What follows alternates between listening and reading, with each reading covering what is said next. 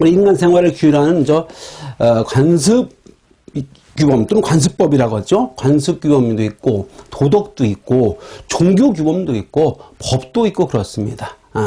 자, 그래서 도덕, 그 다음에 관습, 종교, 그 다음에 법, 이런 것들을 다 포함한 개념이다. 이렇게 얘기할 수 있겠습니다. 자, 이제 바로 좀 이따가 뒤에 보니까 교재에 법과 도덕의 구별이 또 있어요. 한 장 넘기면 있는데 거기서 법과 도덕은 다시 상세하게 공부할 것이니까 거기서 보기로 하고, 일단 요 세 가지 도덕과 관습, 종교는 이 도덕이라고 하는 것은 인간의 내부 의사를 규율하는 거예요. 인간의 양심의 바탕을 두고 생겨난 규범으로서 인간의 내부 의사를 규율하는 규범이다. 그 다음에 관습은 일상생활을 통해 반복되어 온 행위 준칙이에요. 일상생활을 통해 반복되어 온 행위 준칙. 그래서 인사하는 법, 관훈상제의 풍습, 이런 것 등이 관습이라고 볼 수가 있습니다. 근데 종교는 종교 규범이죠. 그죠? 종교상의 기율, 이것이 뭐였죠? 인간 생활을 규율해왔다, 과거에. 다만, 이것은 법과 구분할 때 이렇게 얘기해요. 이거는 제도화되지 않은 규범이다. 제도화되지 않은 규범이다. 라는 거. 규범 중에서, 그 다음에, 법은 그 규율과, 그 다음에, 적용, 이런 방법 등을 국가가 제도화시켰어요. 그래서, 제도화된 규범이다. 이렇게 얘기를 하죠. 따라서 이건 제도화되지 않았기 때문에 이걸 위반했을 때는 이건 위반 시는 국가 권력에 의한 강제적 제재가 가해지지 않습니다. 그래서 비강제성을 지녀요. 비강제성을 지닌 데 비해서 법은 위반했을 때 국가 권력에 의한 강제적 제재가 가해지지 않습니까? 그래서 강제성을 지닙니다. 자, 이게 주의할 것이 요 강제성 이거야말로 이 법이 다른 사회 규범과 구별되는 가장 큰 특징이에요. 자, 이런 사회 규범들이 다 있는데 이것도 인간의 공동생활에서 공동체의 목적을 추구하기 위해 반드시 필요한 규범들입니다. 그런데 이것은 제도가 되지 않았기 때문에 위반 시 국가 권력의 어떤 의거한 강제적 규율을 하기 어렵다는 거죠.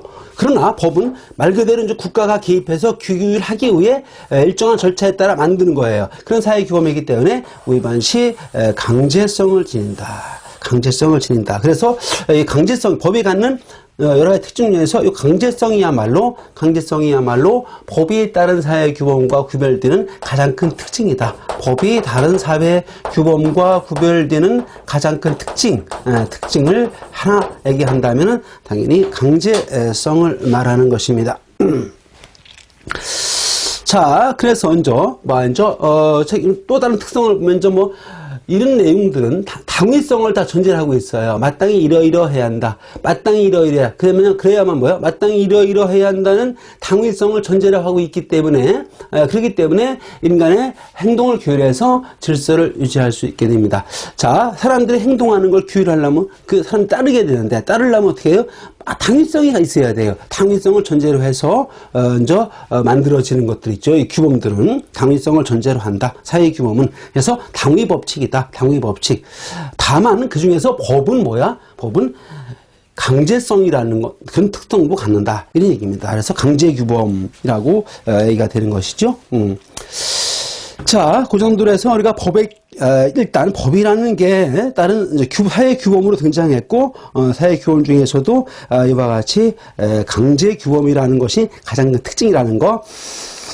그러면서 우리가 법과 자연 법칙을 또 비교를 하게 되죠. 법과 자연 법칙을 비교하게 되고, 비교하기 전에 교재에서는 심화연구에 지금 얘기한 걸 다시 정리해놨어요. 심화연구 제목에 보면은 사회와 법에 관한 법언으로 사회가 있는 곳에 법이 있다라고 할 때 그 법은 뭘 말하느냐? 이건 방금 얘기했듯이 뭐예요?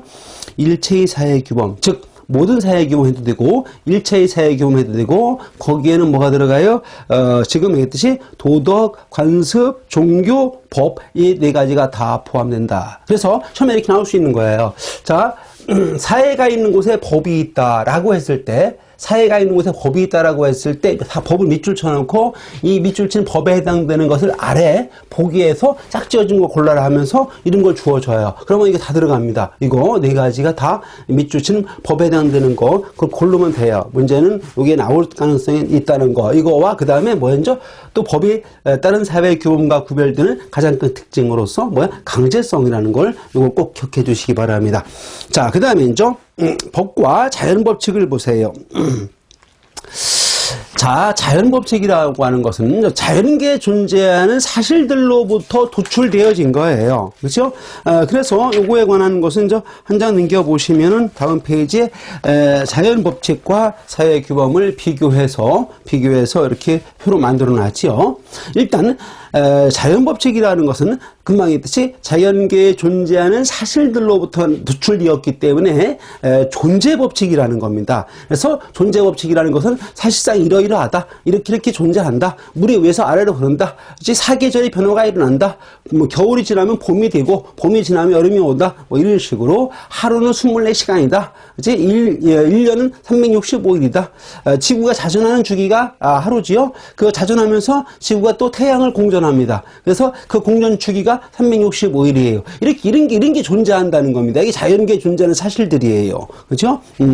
그 다음에 이렇게 자연계에 존재하는 사실들 속에는 일정한 원인이 있으면 반드시 그에 따른 법칙이 나오게 돼 있어요. 그래서 원인이 발생하면 반드시 그에 따른 결과가 나온다. 결과가 나온다는 법칙이 뭐야? 인과 법칙의 지배를 받습니다. 그 다음에 자연계에는 일정한 원인이 있으면 그에 따른 결과가 발생한다는 데 대해서는 우연이나 예외가 있을 수가 없어요. 그래서 필연 법칙의 지배를 받는다. 이런 얘기입니다. 물이 위에서 아래로 흐른다. 반드시 그렇지 않습니까? 물이 아래에서 위로 중력의 힘 때문에 물이 아래에서 위로 흐를 수가 없어요. 물은 어느 사회에서나 어느 시대나 어느 장소에서나 위에서 물이 아래로 흐른다는 겁니다. 그렇죠? 그 다음에 계절의 변화도 얘기했죠. 봄이 지나면 여름이 온다. 이런 것들이 바로 뭐예요? 필연 법칙을 말하는 거예요. 그래서 우리가 공부하는 사회 규범으로서의 법은 이런 게 아니다. 존재 법칙, 인과 법칙, 필연 법칙의 적용을 받지 않는다. 그거와 구별되는 죠. 자, 여기서 얘기했듯이 첫째, 사회 규범은죠. 오늘 여기서 말한 사회 규범은 이걸 다 말합니다. 이게 사회 규범이지. 이게 사회 규범입니다. 이게 사회 규범인데 규범은 특징이 뭐예요? 당위 법칙의 지배를 받는다. 그치? 인간의 공동생활을 위해서 또 공동생활에서 질서를 유지하기 위해서 인간의 행동 하나하나를 규율하기 위해서는 사람들이 그 규율에 따라야 돼. 따르게 하기 위해서는 뭐야? 마땅히 이러이러해야 한다. 마땅히 이러하니까 넌 따르라. 이겁니다. 그 마땅히 이러이러해야 한다는 게 뭐야? 당위성이라는 것이죠. 그래서 규범은 당위 법칙의 지배를 받는다는 겁니다. 그 다음에 이 규범은 인간의 자유의지가 개입되어 있어요. 뿐만 아니라 이 규범이 적용되는 상황에 따라서 예외가 있을 수가 있는 거예요. 그래서 이런 명제도 있지 않습니까? 예외 없는 법칙은 없다. 그렇죠? 법칙은 어디든지 예외가 있고 그렇듯이 사회 규범도 적용되는 상황에 따라서 예외가 있을 수가 있어요.